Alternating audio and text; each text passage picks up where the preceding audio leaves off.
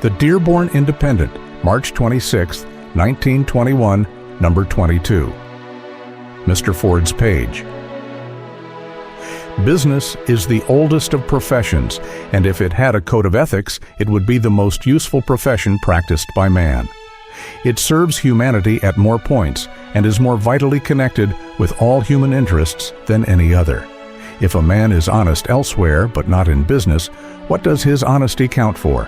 If a man is capable elsewhere but a dunce in business, how incapable he really is. Business is a queen of the sciences, employing and encouraging them all. A field for the employment of all virtues that man can exhibit. The one profession capable of a dignified and expansive oversight and patronage of all the others. Where it fails beneath this estimate, the lack is in ethical pride. Business can best be controlled from the motive within. It is being sent out from Washington that the government is through interfering with business, and the announcement will be received according to the point of view of the individual. Some will hail it as a release from past restrictions and as a repudiation of a certain policy. Others will regard it as a backward step and as a partial abandonment of the principle that property must always be held subservient to the people. Every man must discuss this according to his experience, and no single point of view will include all the truth. We may set it down as fundamental, however, that the intention of government has not been to restrict business, but only the abuses which have crept into business. This restriction has itself been subject to abuse at times. That is, those who have been given the power of restriction have sometimes been under the control of unscrupulous interests who were quite willing that restrictions should be imposed upon their competitors, thus creating a disadvantage. But on the whole, this business of restriction has not worked. Certain specific abuses may have been corrected, but the mainspring of all business abuses has not been touched, nor can it be by mere enactment of statutes. The first revolt of the American mind against the tendency towards swollen irresponsibility in business was shown in the antitrust agitation in Roosevelt days. Business was then forming in large aggregations, and as in all new developments, there was a tendency toward thinking itself the be-all and end-all of national life. There had just been a very severe industrial depression, and the vision of smoking factory stacks and the full dinner pail had played their part in an industrial stimulus and growth without parallel. Life, however, cannot grow disproportionately on one side without causing inconvenience, and presently a protest came. It was but natural. And just as before, when statesmen set their energies to making business lively, so now statesmen bent to the task of making business behave. Thus was inaugurated the era of control. There was a great deal of so-called trust-busting, which had the effect principally of changing the legal form of the trusts and nothing more. There were investigations and systems of inspection, and with it all a few genuine reforms, like the abolition of the railroad rebate. Now, about all we have gained out of the experience is this. Human nature runs wild if it gets the chance, and the tricks it will play cannot always be understood from the surface, but must be probed. And moreover, it can evade practically every law set up for its control. So far from this being an argument against what the government tried to do, it is an argument for its being done in a more effective way. The misdemeanors of business have been bad for business. If not always bad for the profits, then bad for the reputation of business. All the annoyance of the restrictions put on by government did not more than compensate, if indeed they did compensate, for the abuses which business practiced.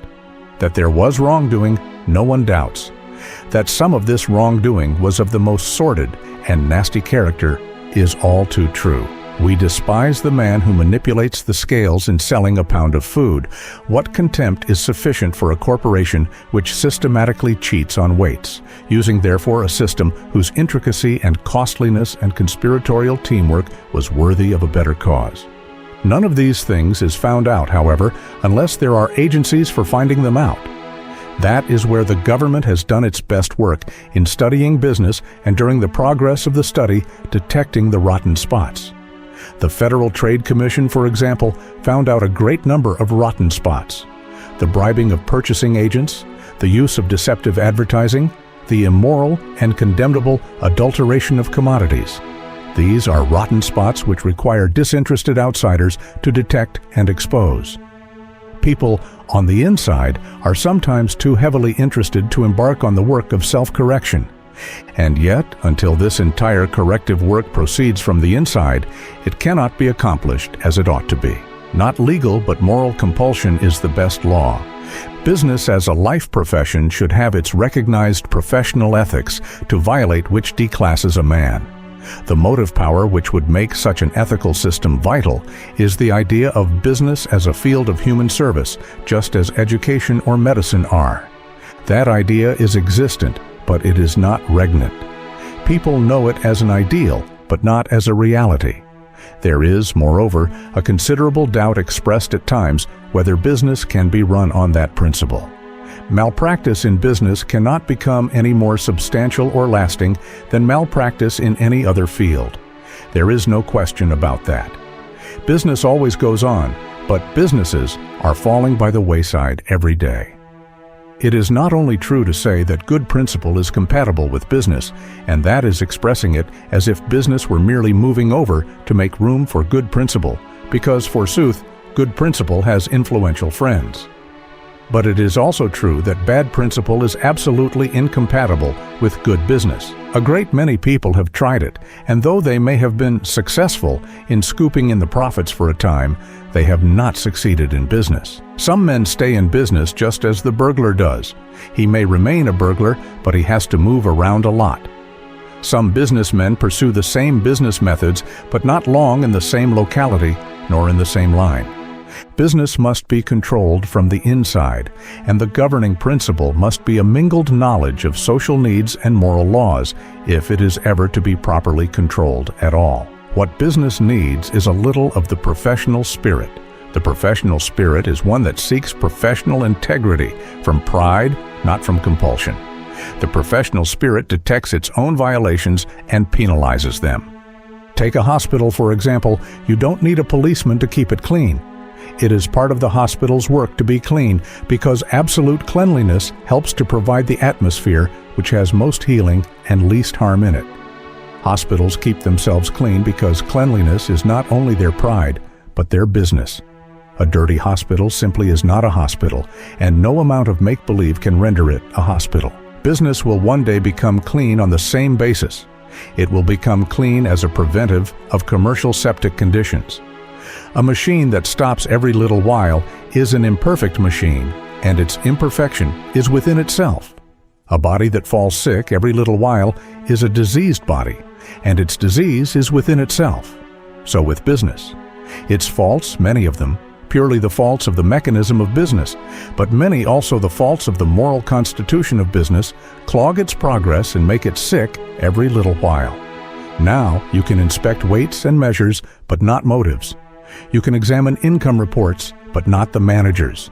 That is, the rights and wrongs of business begin much further back than any legal process can go.